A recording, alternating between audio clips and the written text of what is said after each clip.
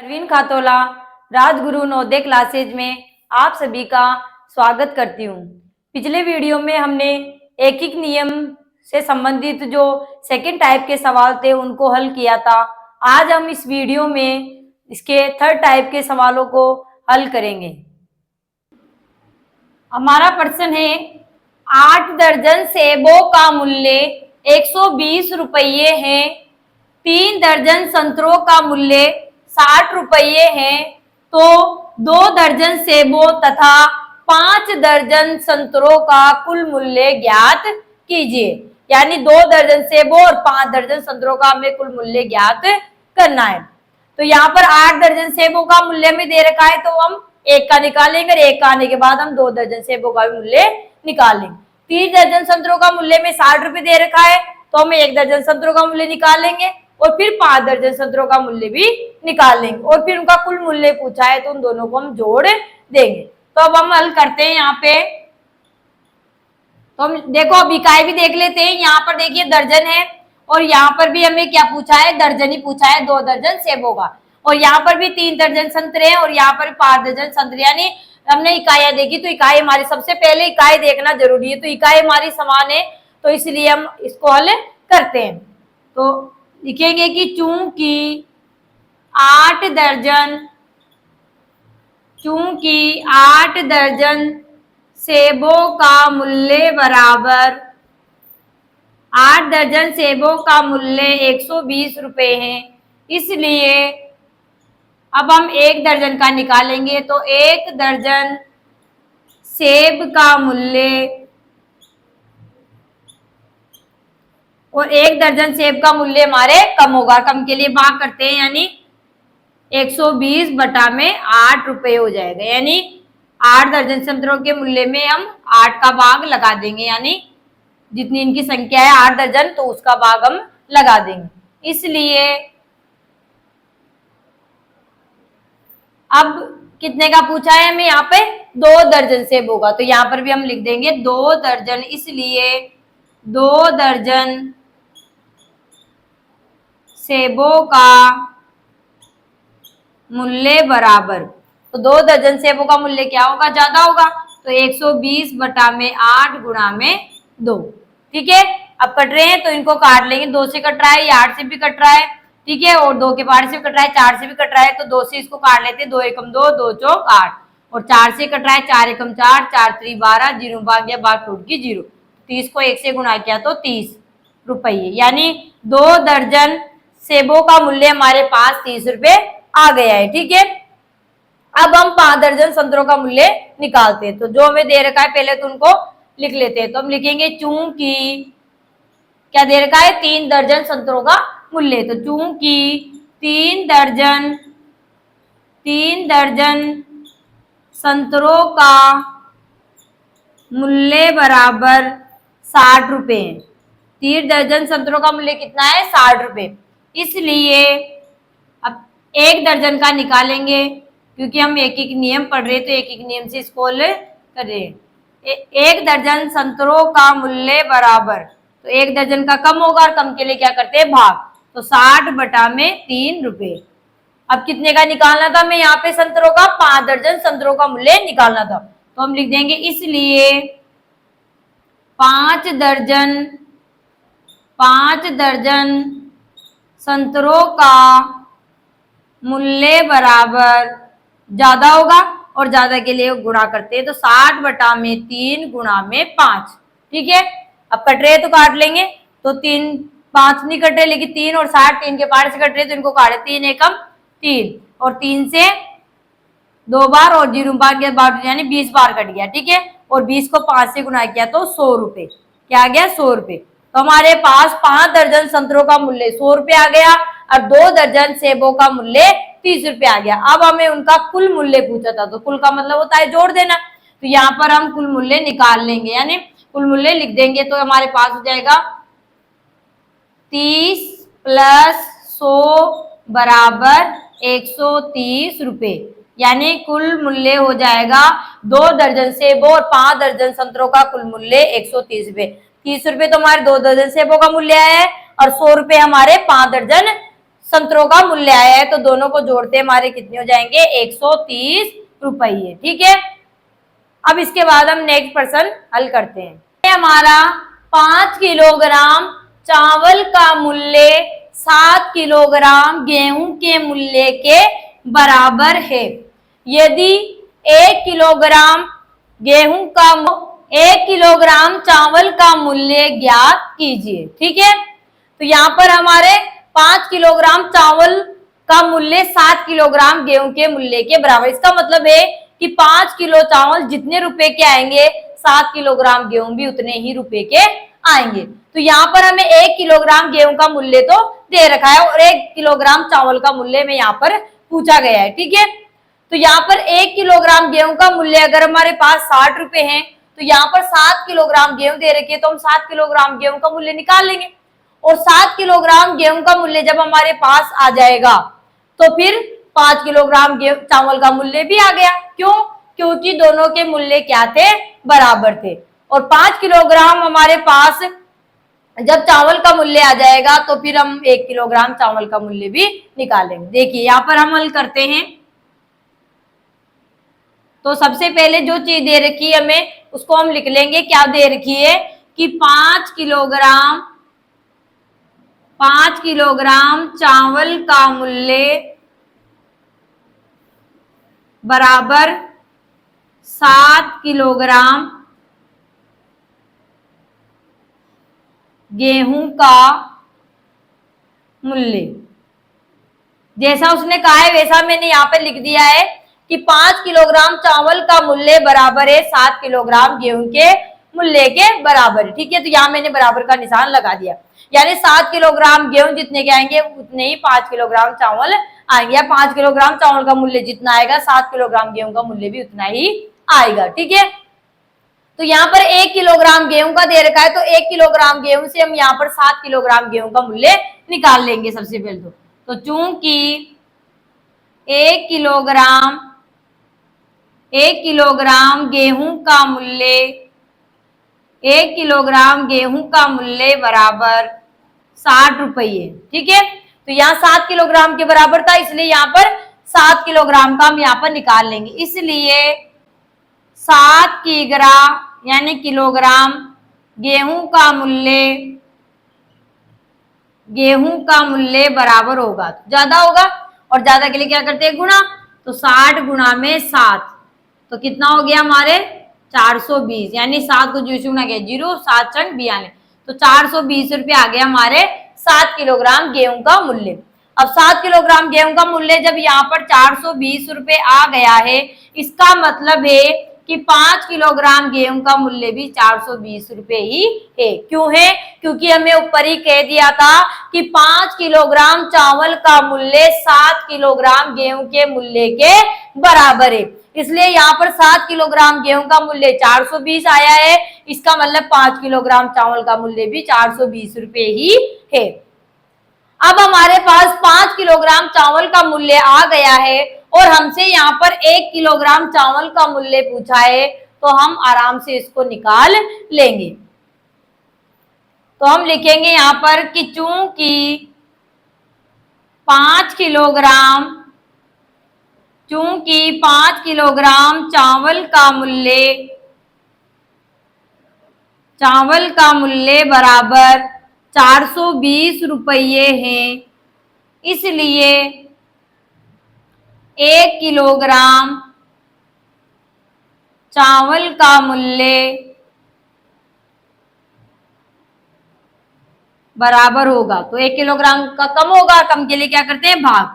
तो 420 बटा में 5, 420 बटा में 5। अब इसमें इकाई अंक 0 है, इसमें इकाई अंक 5 है, यानी एक ही अंक इसमें तो 5 है, दोनों 5 से कट रहे, तो हम 5 से इसको काट लेंगे। 5 एकम 5, 5 से 5 अटा 40, और यहाँ बच गए 2, आगे उतारे 0, तो कितने हो गए 20, और 20 होते 5 का भाग कितने बार आ गया, 4 बार, 5 चौक 20, तो हमारा आंसर आ गया 84 रुपये। कितना आ गया, 84 रुपये, यानी 1 किलोग्राम चावल का मूल्य 84 रुपये। अगर 1 किलोग्राम की जगह में 10 ग्राम सॉरी 10 किलोग्राम या 15 किलोग्राम 20 कितना भी दे दे तो एक आते उसके बाद एक और लाइन लिख देंगे, उतने का हम यहाँ पर मूल्य निकाल दें। हमें तो केवल 1 किलोग्राम चावल का मूल्य पूछा था, इसलिए हमने 1 किलोग्राम चावल का मूल्य यहाँ पर निकाल दिया, जिसका आंसर आया हमारे 84 रुपए। इस तरीके से ये थर्ड टाइप जो हम पढ़ रहे हैं उसमें सवालों की जो भाषा है वो हमें समझनी पड़ेगी कि क्या सवाल हमें कह रहा है, उस हिसाब से सवाल को जमा कर उस तरीके से हम इनका मूल्य निकालेंगे। अगला सवाल है हमारा 3 केले और 2 सेब का मूल्य 30 रुपए, यानी 3 केले और 2 सेब कितने के आते हैं, 30 रुपए के आते हैं। तो 12 केले और 8 सेबों का मूल्य क्या होगा। अब देखिए इस प्रश्न में हमने देखा कि यहाँ पर न तो एक केले का मूल्य दे रखा है, नहीं एक सेब का दे रखा है, कुछ भी नहीं दे रखा। तो अब नहीं दे रखा, केवल ऐसे डायरेक्ट दे रखा है कि 3 केले और 2 सेब हमारे 30 रुपए के आते हैं, तो 12 केले और 8 सेब कितने के आएंगे। जब हमारे पास एक इतने में एक का मूल्य आ जाता है तब हम अधिक का निकाल लेते हैं, और अधिक का मूल्य दे रखा हो तब हम एक का मूल्य निकाल लेते हैं। लेकिन यहाँ दोनों चीजें ही नहीं, यानी दोनों मिलाकर, यानी देखो केले सेब मिलाकर 30 रुपए के आ रहे हैं, 12 केले और 8 सेबों का मूल्य यहाँ पर पूछा है। तो इस प्रकार के सवाल में हमें क्या करना होगा कि जो 12 केले और 8 सेब हैं उनको हम 3 केले 2 सेब के रूप में हम बनाएंगे, मतलब ब्रैकेट बनाकर उसमें कुछ चीज कॉमन ले लेंगे, कॉमन लेकर उनको इस रूप में बनाएंगे, क्योंकि हमारे पास 3 केले 2 सेब के मूल्य के अलावा कुछ भी यहाँ पर नहीं दे रखा है। तो इस प्रकार हमें सवाल को समझना होगा और जैसा वो बता रखा है उसने उस तरीके से जमा के उसको हम हल करेंगे। तो यहाँ पर देखिए 12 केले और 8 सेब यानी प्लस 8 सेबों का मूल्य में निकालना है, ठीक है। तो यहाँ पर केवल 3 केले 2 सेबों का मूल्य दे रखा है, ठीक है। तो यहाँ पर देखिए जो 12 केले हैं उसको हम 4 गुणा में 3 इस तरीके से लिख सकते हैं। 4 गुणा में 3 का मतलब वही 12 हो गए। और यहाँ पर देखिए 8 सेबों को हम 4 गुणा में 2 लिख सकते हैं ना, क्योंकि 4 गुणा में 2 का मतलब भी 8 होता है। तो इस तरीके से हमने इनको कर दिया। अब ये जो हमने डिवाइड किया है इनको गुणनखंड कर दिए 2, इस 4 गुणा में 3 और इसका कर दिया 4 गुणा में 2, ठीक है। अब देखिए इसमें भी 4 है और इसमें भी 4 है, दोनों में 4 4 है। तो 4 को हम क्या कर लेंगे, कॉमन ले लेंगे, यानी कॉमन का मतलब है इनको अंदर ब्रैकेट में रख देंगे, 4 को हम बाहर ले लेंगे कॉमन लेने का। तो यहाँ पर 4 हमारे बाहर आ जाएंगे और यहाँ ब्रैकेट लगाकर यहाँ 3 प्लस यहाँ पर रह जाएंगे हमारे 2, ठीक है। यानी 4 जब हमने यहाँ बाहर लिया तो यहाँ रह गए 3 और यहाँ रह गए हमारे 2, बीच में प्लस का निशान, तो हमने प्लस का निशान लगा लिया, ठीक है। तो यहाँ पर 4 को जब 3 से गुणा करते तो वापस 12 आ जाएंगे और 4 को 2 से गुणा करते तो 4 दूनी 8 जाएंगे, बीच में प्लस का निशान, यानी वो का वही रहा। यानी हमने संख्याओं को चेंज नहीं किया, लेकिन हमारे सवाल में 3 केले और 2 सेब का मूल्य दे रखा था, इसलिए हमने इनको इस तरीके से डिवाइड कर दिया, ठीक है। अब यहाँ पर देखिए अब इस तरीके से इनके गुणनखंड करने के बाद में हमने इनके गुणनखंड में देखा कि दोनों में 4 4 सेम है, तो हमने उसको कॉमन ले लिया। तो हमारे ब्रैकेट में 3 प्लस 2 बच गए, यानी 3 केले और 2 सेब बच गए। आप इस तरीके से भी लिख सकते हो इसको कि यहाँ पर 3 केले प्लस 2 सेब बच गए, ठीक है। और 4 को हमने बाहर ले लिया, दोनों में से 4 को बाहर ले लिया, ठीक है। अब देखिए ब्रैकेट में 3 केले 2 सेब आए, तो देखिए हमारे पास 3 केले 2 सेब का मूल्य तो दे रखा है, तो हम इसकी जगह क्या रख देंगे, 30 रुपए रख देंगे। क्यों रखेंगे, क्योंकि ये चीज हमें दे रखी है। तो देखिए यहाँ पे 4 और देखिए ब्रैकेट के बाहर कोई निशान नहीं होता तो उसको गुणा का निशान माना जाता है, तो यहाँ पर गुणा हो जाएंगे। और 3 केले और प्लस 2 सेब का मूल्य में 30 रुपए दे रखा है, तो हमने यहाँ पर 30 रुपए लिख दिया, ठीक है। अब 30 को हम 4 से गुणा करेंगे तो कितने हो जाएंगे, 30 चौक 120 रुपए। क्या हो जाएंगे, 30 चौक 120 रुपए। इसका मतलब है कि 12 केले और 8 सेबों का कुल मूल्य कितना आ जाएगा हमारे पास, 120 रुपए। कितना आ जाएगा, 120 रुपए। तो यहाँ पर देखिए सवाल को हमें यहाँ पे समझना पड़ता है कि सवाल में क्या चीज दे रखी है, उसी को आधार मानकर हम उस सवाल को हल करते हैं। सवाल में अपनी तरफ से कुछ भी नहीं लगाना है, जैसा सवाल बोल रहा है वैसा ही हमें काम यहाँ पर करना है। ऐसे नहीं कि संख्या चेंज कर दे कुछ और कर दे, वैसा काम हमें नहीं करना है। हमें 3 केले 2 सेब का मूल्य ही यहाँ पर दे रखा था, तो और 12 केले और 8 सेबों का मूल्य में पूछा गया था, तो हमने इनको इस तरीके से जो 12 केले थे उनको 2 गुणनखंड के रूप में लिख दिया और 8 सेबों को भी 2 गुणनखंड के रूप में लिख दिया। देखो 4 को 3 से गुणा करते तो वापस 12 केले मिल जाएंगे और 4 को 2 से गुणा करते तो 4 दूनी 8 सेब हमें मिल जाएंगे। तो हमने देखा कि इन दोनों के गुणनखंड में हमें चार चार समान दिखे, तो हमने चार को बाहर ले लिया, कॉमन ले लिया, और हमारे ब्रैकेट में रह गए 3 केले और यहाँ पर रह गए हमारे 2 सेब, जो हमें आसानी से हम इस सवाल को हल कर सकते हैं इसके द्वारा, क्योंकि हमें 3 केले और 2 सेबों का मूल्य यहाँ पर दे रखा था। तो हमने 3 केले और 2 सेब की जगह ये जो 30 रुपए दे रखी थी मूल्य, वो 30 रुपए मैंने यहाँ पर लिख दिए, ठीक है। और 4 यहाँ था, वो 4 वहीं का वही है, तो 4 को हम 30 से गुणा करते हैं तो हमारे 120 रुपए आते हैं। इसका मतलब है कि 12 केले और 8 सेबों का मूल्य हमारे 120 रुपए हो जाएगा। नेक्स्ट क्वेश्चन है, किलोग्राम सूजी और 6 किलोग्राम चीनी का मूल्य 320 रुपये है। यदि 1 किलोग्राम सूजी का मूल्य 30 रुपये है तो 10 किलोग्राम चीनी का मूल्य ज्ञात कीजिए। यानी 2 किलोग्राम सूजी और 6 किलोग्राम चीनी कितने की आती है, 320 रुपए की आती है, ठीक है। और यहाँ पर हमें 1 किलोग्राम सूजी का मूल्य दे रखा है 30 रुपए, और कहा है कि 10 किलोग्राम चीनी का मूल्य ज्ञात करना है, ठीक है। तो यहाँ पर हमें 1 किलोग्राम सूजी का मूल्य दे रखा है, तो यहाँ 1 किलोग्राम का मूल्य दे रखा है, तो हम 2 किलोग्राम सूजी का निकालेंगे, और 2 किलोग्राम सूजी का मूल्य जब हमारे पास आ जाएगा तो यहाँ पर 2 किलो सूजी और 6 किलोग्राम चीनी कितने की मिलती है, 320 रुपए की, ठीक है। तो 320 रुपए में से हम 2 किलो सूजी का मूल्य घटा देंगे, और घटाने के बाद में क्या बच जाएगा, 6 किलो चीनी का मूल्य बच जाएगा, और 6 किलो चीनी का मूल्य जब हमारे पास आ जाएगा तो हम 10 किलो चीनी का मूल्य भी आराम से निकाल लेंगे, ठीक है। तो यहाँ पर हम इसको हल करना शुरू करते हैं।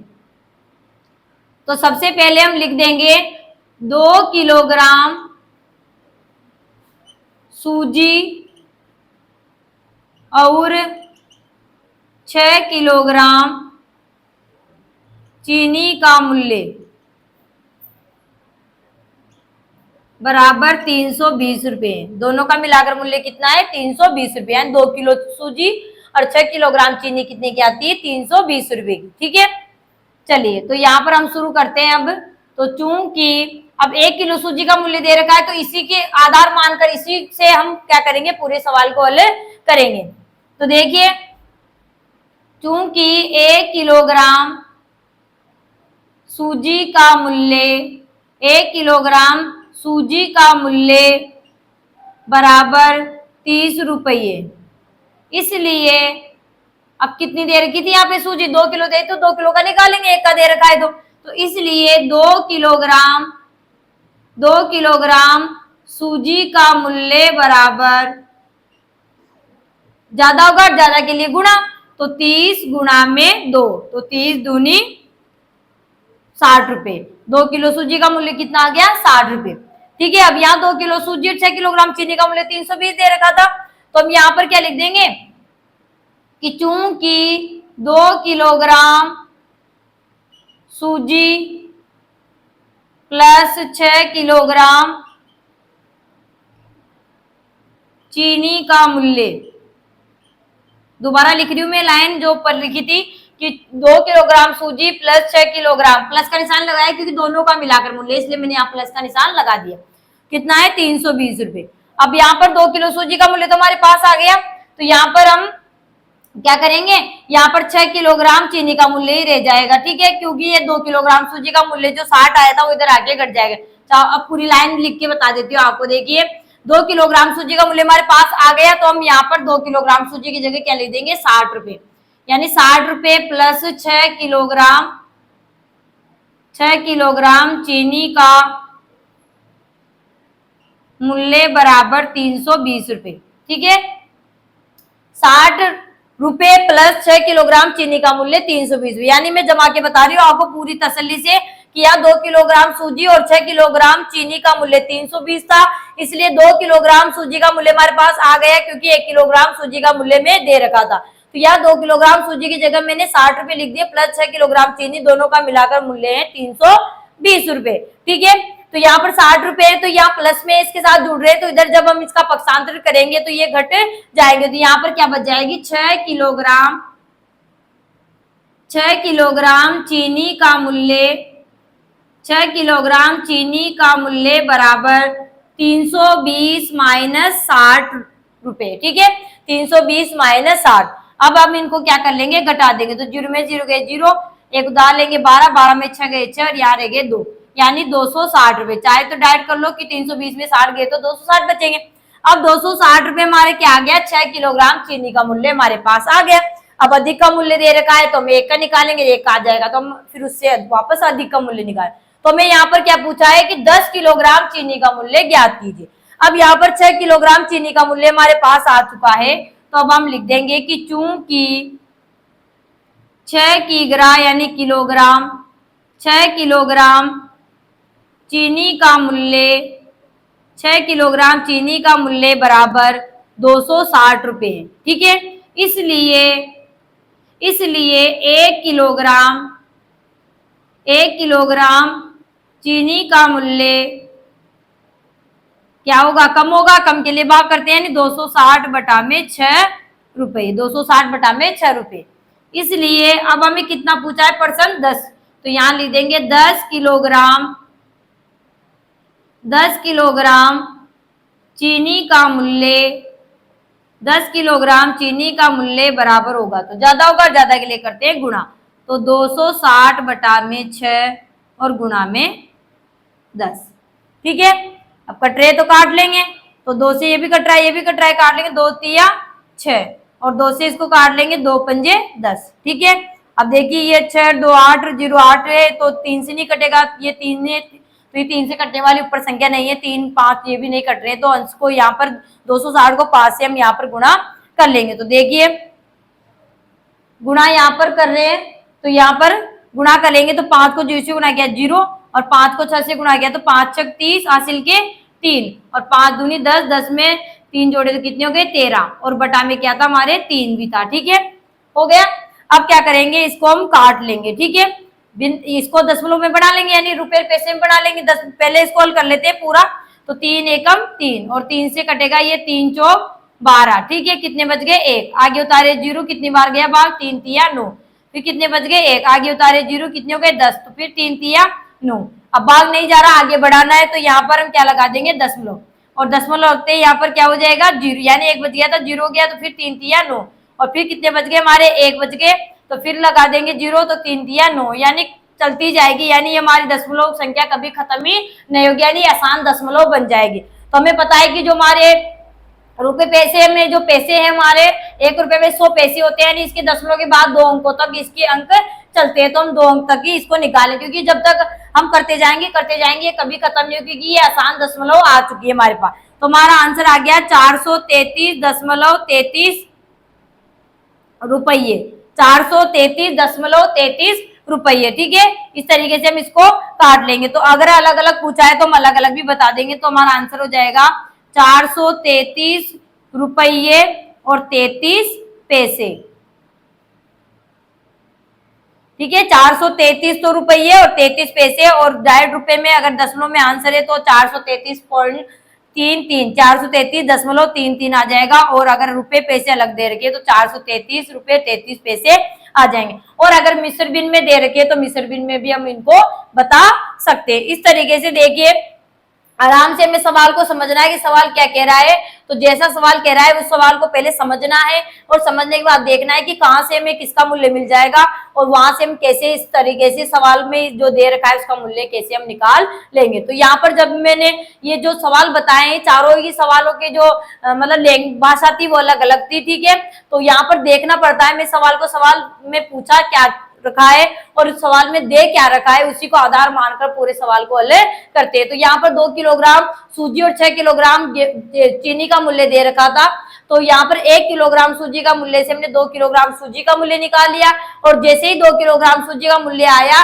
तो उसको हमने 320 में से घटा दिया, तो हमारे पास 6 किलो चीनी का मूल्य आ गया, और 6 किलो चीनी का मूल्य हमारे पास आ गया, तो हमने 1 किलो चीनी का मूल्य निकाल लिया, और 1 किलो चीनी का मूल्य आने के बाद हमने 10 किलो चीनी का मूल्य भी यहाँ पर निकाल लिया। इस तरीके से कट रहे थे 2 से कट रहे थे, 2 तिया 6, 2 से 5 बार कट रहे थे, ये अब नहीं कट रहे थे, तो हमने 260 को 5 से गुणा कर लिया। 5 से गुणा करने के बाद हमारे पास 1300 आए, और बटा में 3 थे, 3 लिख दिए। 3 के पारे से जब इसको काटते हैं तो 433, और जब भाग पूरा नहीं जाता है तो हम आगे भाग को बढ़ाते हैं दशमलव में, तो हमारे पास 433.33 आ जाते हैं, यानी आगे भी चलती रहती है। लेकिन हम रुपए पैसे में जब किसी भी किसी को भी लिखते हैं तो यहाँ पर हमारे 1 रुपए में 100 पैसे होते हैं, इसलिए ये 2 अंकों तक मान्य होगा। तो 2 अंकों तक यहाँ पर हमने निकाला तो 433.33 रुपए हमारे आ गए। और रुपए पैसे में हम अलग अलग बताएं तो 433 रुपए 33 पैसे हमारे 10 किलोग्राम चीनी का मूल्य हो जाएगा।